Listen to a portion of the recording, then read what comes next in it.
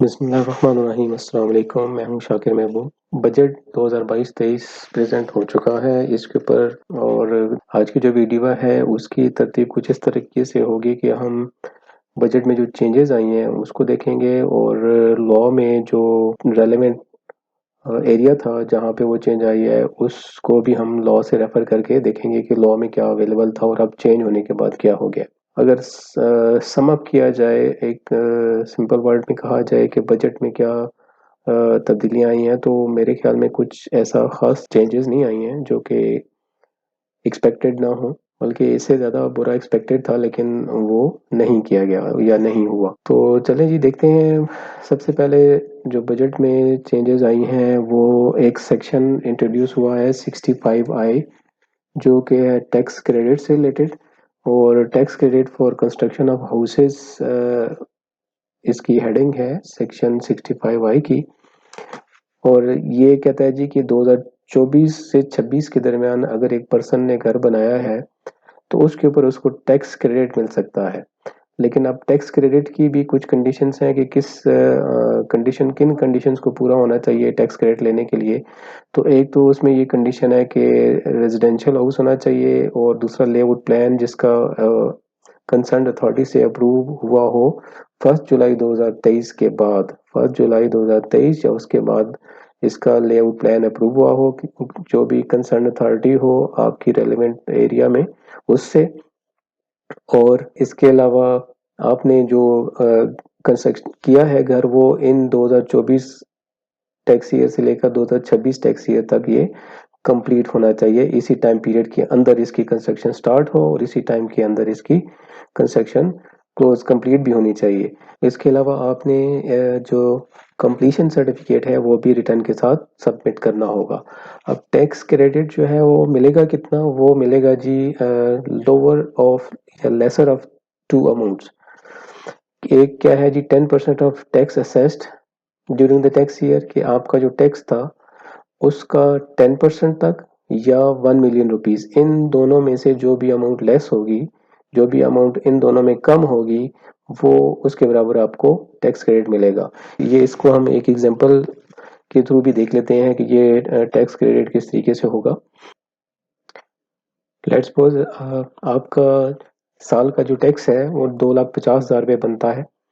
तो 2,50,000 का first condition के हिसाब से उसका 10% जो है वो 25,000 बनता है, और दूसरी जो अमाउंट है वो 1 मिलियन है। तो इन दोनों में से लेसर जो वैल्यू होगी वो 25,000 है, तो 25,000 तक का टैक्स क्रेडिट आपको हाउस कंस्ट्रक्शन सेक्शन जो न्यू इंट्रोड्यूस हुआ है सेक्शन 65I, इसके मुताबिक आपको टैक्स क्रेडिट मिल जाएगा।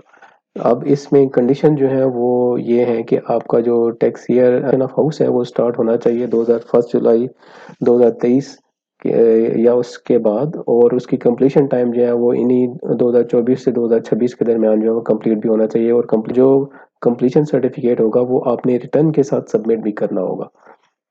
हाँ, ये था जी सेक्शन टैक्स क्रेडिट का 65I।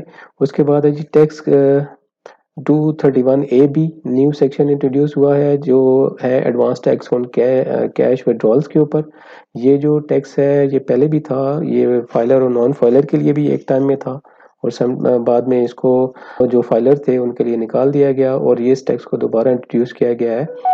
जो अभी है, जो person active tax payer list में नहीं आ रहा होगा, वो अगर एक दिन में बैंक से 50,000 या उससे ज़्यादा की अमाउंट अगर विड्रॉ करता है, तो जो 50,000 से एक्सेस वाली अमाउंट होगी उसके ऊपर जो है 0.6% टैक्स लगाया जाएगा। अच्छा, अब ये जो 50,000 की कंप्यूटेशन है ये वन सिंगल ट्रांजैक्शन नहीं है। अगर आप एक दिन में मल्टीपल ट्रांजैक्शन करते हैं और डिफरेंट ट्रांजैक्शन में आप 20-20 हज़ार रुपये करके निकलवाते रहते हैं, तो अगर वो 20-20 हज़ार रुपये इकट्ठे करके अगर 50,000 से एक्सीड कर जाएंगे, तो जो एक्सीडिंग अमाउंट होगी उसके ऊपर जो है 0.6% टैक्स आपसे कलेक्ट किया जाएगा। इसकी कलेक्टिंग अथॉरिटी जो बैंक है, बैंक कलेक्ट करेगा और आपके बिहाफ पे गवर्नमेंट को जमा कराएगा। उसके बाद है section 231C advance tax on foreign domestic workers. ये नया सेक्शन इंट्रोड्यूस किया गया है जिन लोगों ने अपने घर में फॉरेनर्स मुलाजिम रखे हुए हैं और घर के कामों के लिए मुलाजिम रखे हुए हैं और वो फॉरेनर्स हैं, तो उनके ऊपर जो है वो एक फिक्स टैक्स जो है लगाया गया है। ये टैक्स जो है बेसिकली एडजस्टेबल है। आप अपनी रिटर्न में इसको बाद में जब एनुअल रिटर्न फाइल करेंगे तो उसमें इसको एडजस्ट कर सकते हैं। तो पर्सन जो अथॉरिटी आपका इन लोगों का वीज़ा रिन्यू कर रहे होंगे, वो लोग जो हैं वो अथॉरिटी या वो डिपार्टमेंट ये आपसे 2 लाख रुपए लमसम अमाउंट जो है वो टैक्स कलेक्ट करेंगे। इसके बाद है जी सेक्शन 236 के, जो कि था परचेज के ऊपर एडवांस टैक्स से रिलेटेड। और ये जो ब्लू कलर में टेक्स्ट है, ये वो है जो मैंने इनकम टैक्स ऑर्डिनेंस से यहाँ पे कॉपी पेस्ट किया है। और इसमें जो रिप्लेसमेंट हुई है वो फर्स्ट स्केड्यूल के बाद जो है वो रिप्लेसमेंट हुई है। और रिप्लेसमेंट में जो इसके हिसाब से जो एग्जेम्पशन मिली है वो मिली है जी उन लोगों को जो जो कि इंडिविजुअल हैं और पाकिस्तानी ओरिजिन कार्ड है, इनके पास नेशनल आईडी कार्ड है या ओवरसीज पाकिस्तानी कार्ड है और कंप्यूटराइज नेशनल आइडेंटिटी कार्ड है। और जो जिन्होंने ज़मीन खरीदी है through foreign currency value account FCVA या NRP P value account NRVA maintain with the authorise bank in Pakistan, जो कि प्रॉपर ऑथराइज बैंक्स के पास उनके मेंटेन्ड अकाउंट है फॉरेन करेंसी के।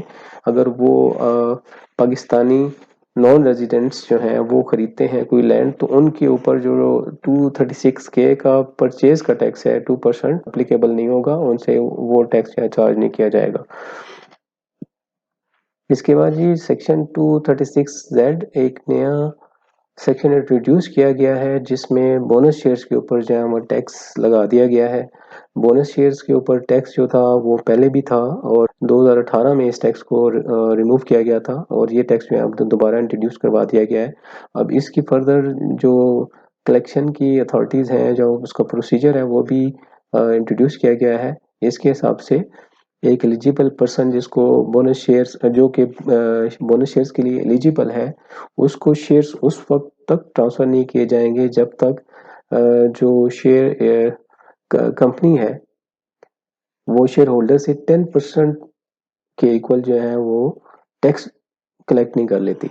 और जो इसकी वैल्यू होगी वो शेयर वैल्यू होगी जो कि डे एंड के ऊपर price on the first of closure of books in the case of listed company और prescribe in case of other companies.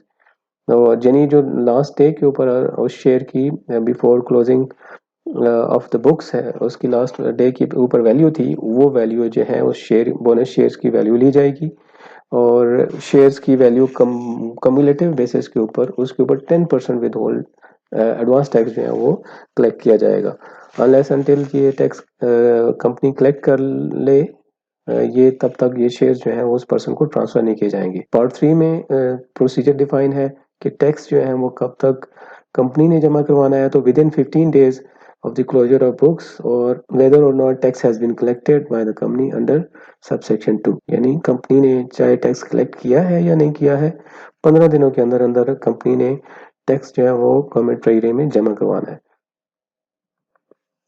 अब इसमें सिचुएशन ये भी हो सकती है कि जिस पर्सन जो एलिजिबल है पर्सन बोनस ईयर का, उसने टैक्स ना दिया हो, तो कंपनी ने अपने पॉकेट से या अपने आप से ये टैक्स जमा करवा दिया होगा। तो उस सिचुएशन में जो सीरियल 4 है वो कहता है कि शेयर होल्डर्स से कंपनी बाद में वो टैक्स रिकवर कर सकती है। शेयर इशू करने से पहले कंपनी टैक्स की अमाउंट रिकवर कर सकती है जो कि कंपनी ने उस पर्सन के बिहाफ पे गवर्नमेंट को जमा कराया होगा।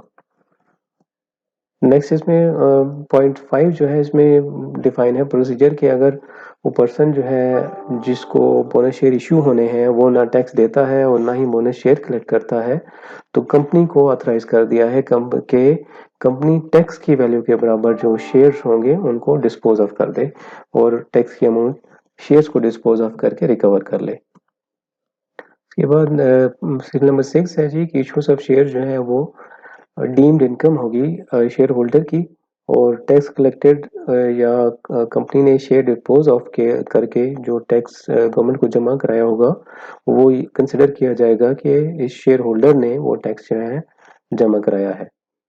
नेक्स्ट सीरीज नंबर 7 है जी, जो टैक्स कलेक्ट हुआ है बोनस शेयर्स के ऊपर, वो फाइनल टैक्स में आता है और इसका जो टैक्स एडजस्टमेंट है वो आपको नहीं मिलेगी, उसकी जो टैक्सेशन है वो फाइनल टैक्स में ट्रीट हो जाएगी। उसके बाद है जी सुपर टैक्स है जो हाई अर्निंग टैक्स पर्सन हैं उनके ऊपर ये अप्लाई हुआ है।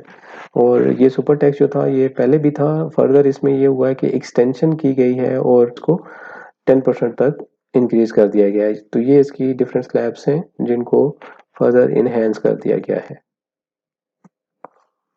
उसके बाद है जी part 1 division 3 payment for goods and services, section 153 और 152 जो है इनमें भी तब्दीली आई है। 152 और 153 के जितने भी रेट्स थे उनमें 1% इंक्रीज हो गया है। यानी जो भी विदहोल्डिंग एजेंट्स हैं, जैसे 153 सेक्शन है तो इसके जो तीनों पार्ट्स हैं ए बी सी, उन तीनों के जो रेट्स हैं वो तीनों 1% इंक्रीज हो गए हैं। जो रेट 4% था कंपनी के लिए वो अभी 5% हो गया है। इंडिविजुअल के लिए जो विदहोल्डिंग 4.5 था वो 5.5 हो गया है। इसके अलावा जो स्पेसिफाइड सर्विसेज थी जिसमें hotel services, courier services, internet, engineering services और ह्यूमन रिसोर्स प्रोवाइडिंग सर्विसेज आती हैं था, वो 3% से 4% हो गया है।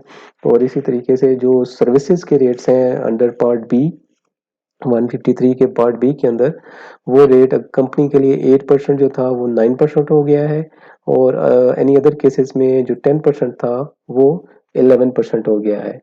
अब इसमें जो एडवर्टाइजमेंट सर्विसेज थी वो 1.5 रेट था, वो अभी भी वही है।